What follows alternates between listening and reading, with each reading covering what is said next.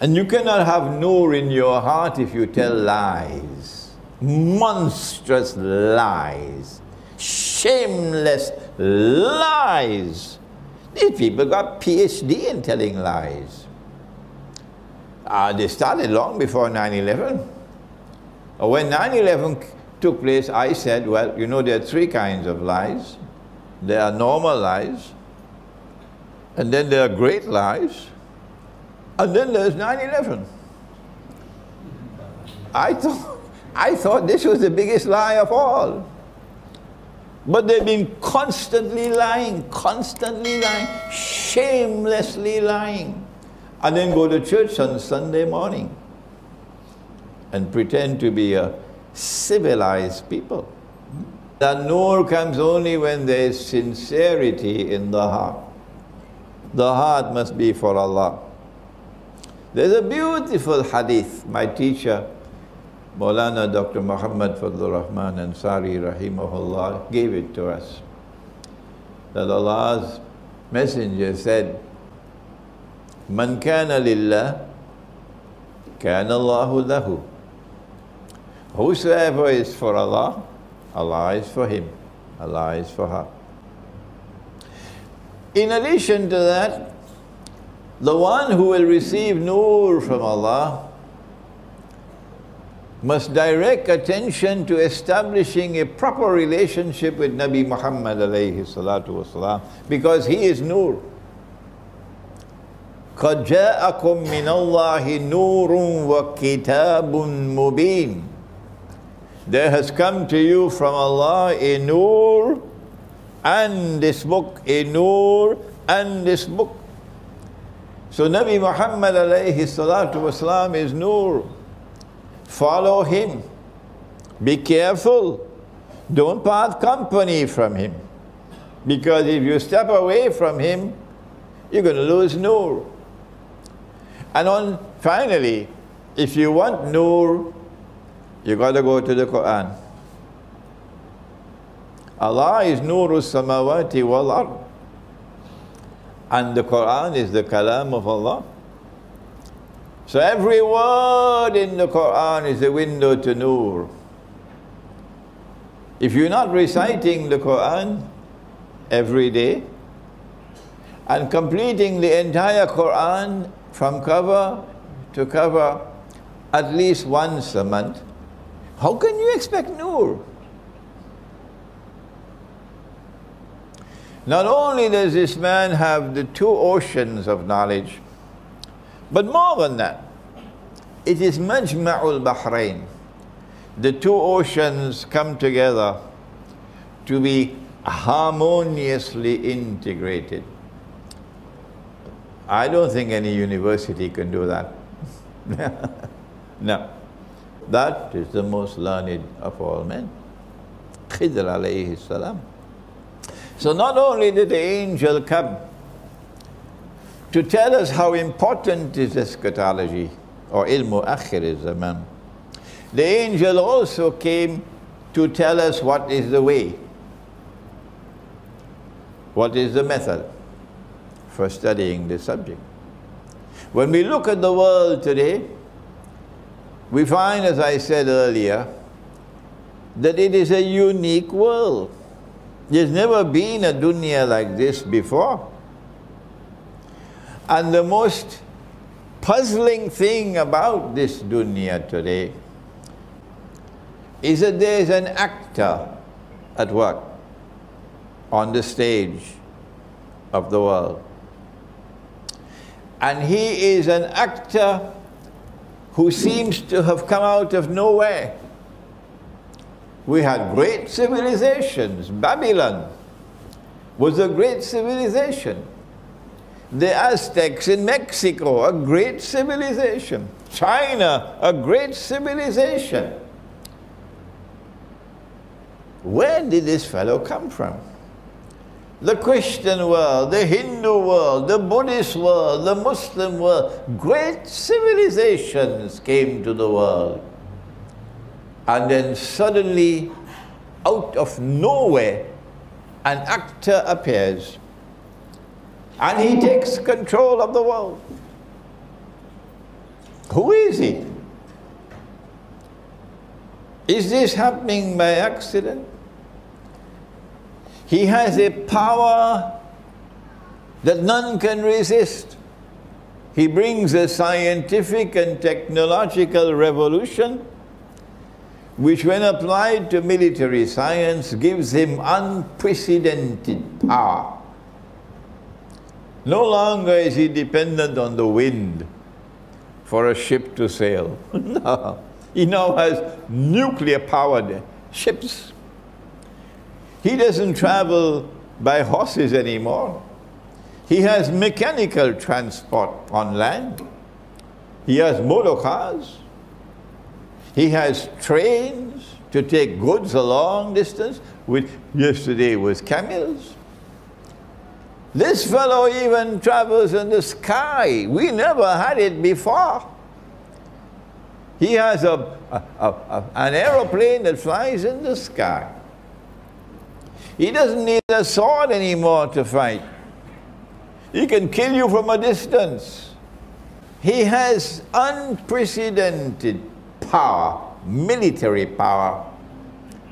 But unlike Zulqarnain, who had faith and who used power to punish the oppressor and to bring relief to the oppressed. But this fella is the opposite of Zulqarnain. This fella is essentially godless, and he uses his unprecedented power to oppress like no oppressor has ever been. And he uses his unprecedented power to target those who have faith and who are righteous in conduct. It doesn't matter whether you're a Christian or a Muslim or a Jew or a Hindu or a Buddhist. It doesn't matter.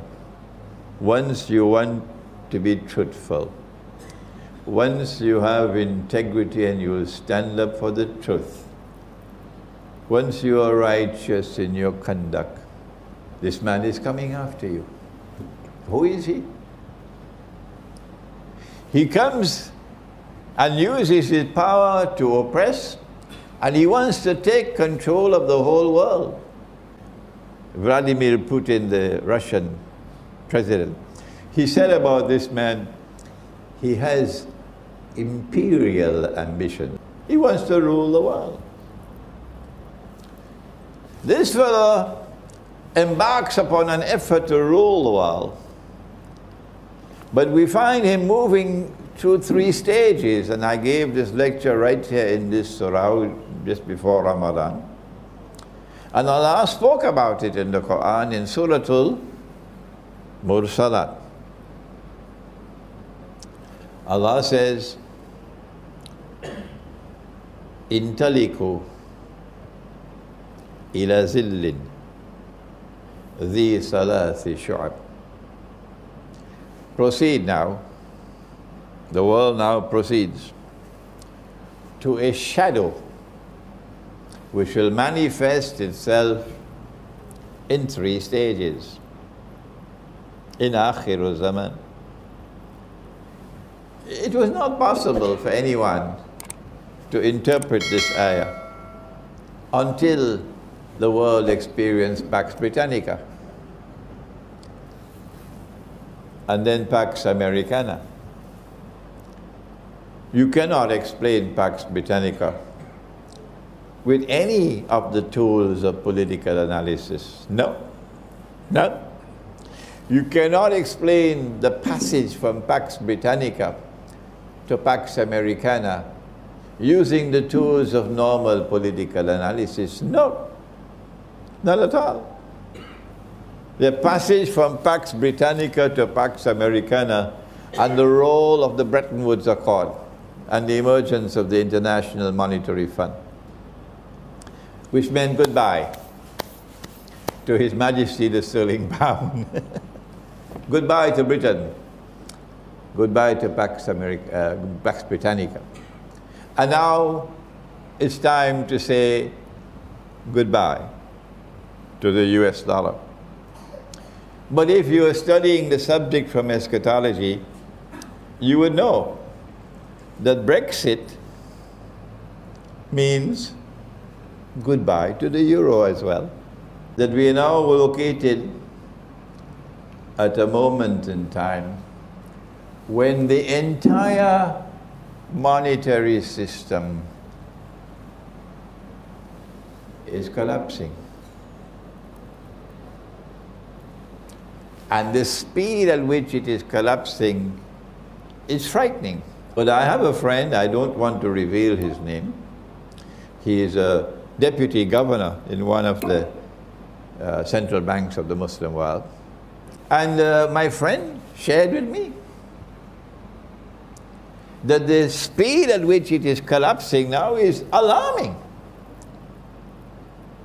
And tomorrow it's only gold and silver that will help you.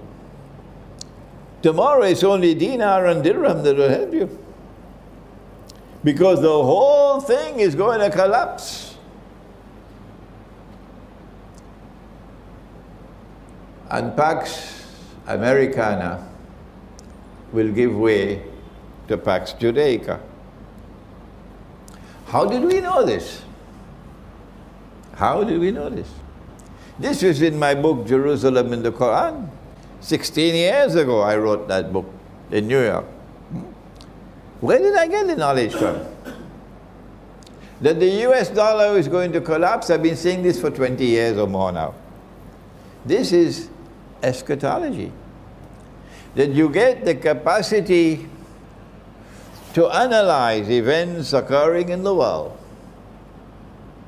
Because you know that there is a fella, a mastermind at work, who wants to rule the whole world. And he gave us his first stage of his shadow that Allah spoke in the Quran with Pax Britannica. And the second stage of the shadow was Pax Americana. And we are saying that the third and last stage of the shadow is going to be Pax Judaica. When Israel will seek to replace the United States of America as the next ruling state in the world, and Israel is going to say, away with all of this godlessness. This fellow is not only godless, this fellow is also decadent. He is the one who says a man could marry another man and get a marriage certificate. You know who the fellow is? Modern Western civilization. So Pax Judaica is going to come to say, we want to sweep away all this godlessness and all this decadence. We want to turn away from all of this oppression and so on. We want to bring back the world, bring it back to religion, bring it back to the worship of the God of Abraham. Oh, it's going to be very, very, very interesting, tomorrow. If we are alive and this drama unfolds, as they say to the world, we must come back to religious values. This is Pax Judaica. But their oppression will be greatest of all, because they want to rule over everybody. And eventually a man will stand up in Jerusalem and declare, I am Al-Masih, the Messiah. But he would not be Al-Masih, the Messiah. He would be Dajjal, the false Messiah. In order for him to achieve his objective, a Pax Judaica, for Israel to rule the world, he has to make Israel very, very big, like the United States, but that's not possible. Israel cannot expand. Israel is surrounded by the Arabs. Forget it. Or the world has to become much smaller. Which one will it be? Which one will it be? Yes. The answer is the world will have to become much smaller. And that's why we're going to have nuclear war. They want the nuclear war. They know it. And they've already prepared for nuclear war with the underground bunkers and so on. So they will survive. In order to have the nuclear war, they got to provoke Russia. So Russia had to become a nuclear power.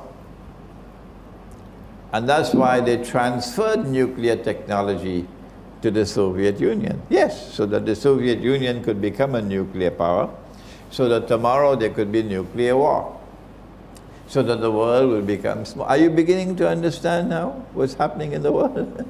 Yeah. The next event that is about to occur from our eschatology is the Great War. Let me quote the hadith that the Turkish government is not comfortable with.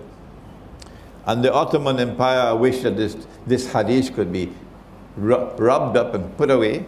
Nobody read it. Nabi Muhammad alayhi salatu wassalam is talking to his companion Mu'az ibn Jabal radiyallahu ta'ala anhu. And he said to him about the signs of Akhir Zaman. And he says to him, Umran Bayt al-Maqdis, when Jerusalem is center stage and flourishing, built up, Kharabu Yathrib, at that time, look to Medina and you see Medina in forlorn dissolution. No event in Medina, nothing. It plays absolutely no role whatsoever, even in Arab affairs. Yathrib Khuruj al-Malhama. When that occurs, which is where we are now, then look for the Malhama. The Malhama is a great war. The Malhama is not just a great war. It's a war like no war has ever been. None. First time. What kind of war will it be? The Malhama. Hadith in Sahih Bukhari that 99 out of every 100 of the combatants will die, will be killed. 99% will be killed and only 1% will survive. I hope NATO is listening. If you're in the US Armed Forces or if you're in the British Armed Forces, please stop and listen to this lecture, because your chiefs will not tell you this. When you attack Russia, listen, 99 out of every 100 will be killed. This does not happen in conventional warfare. No. The only way that 99 out of every 1,000 can be killed is if it's a war with weapons of mass destruction. Among the weapons of mass destruction that we know of are nuclear weapons and thermonuclear weapons, but there could be others that we don't know about. That's what is in the hadith. And each one will say, I will be the one who would survive, meaning they're going to enter into this war not knowing whether they're going to win or not. There'll be uncertainty when they enter into this war. My opinion, and when I give an opinion, of course, never accept it unless you're convinced that it is correct. My opinion is that the NATO is preparing for war with Russia. And I'm not the only one who holds that view. There are many others. And the war is around the corner.